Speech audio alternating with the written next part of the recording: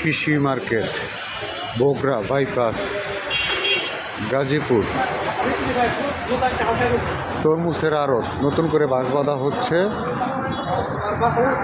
ইতিমধ্যে কিছু মাল নামানো হয়েছে।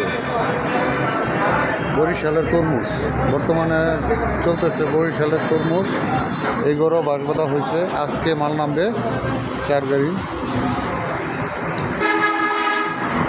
এখানে পাইকারি বিক্রি করা হয়।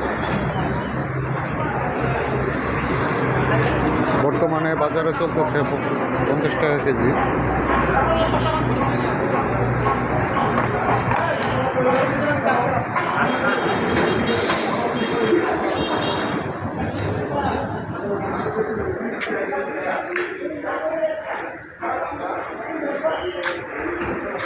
কৃষি মার্কেট, বগুড়া বাইপাস, গাজীপুর।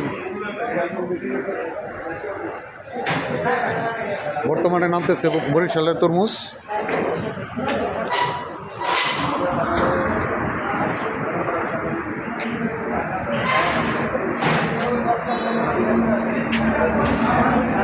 দেখতে পাচ্ছেন 4 থেকে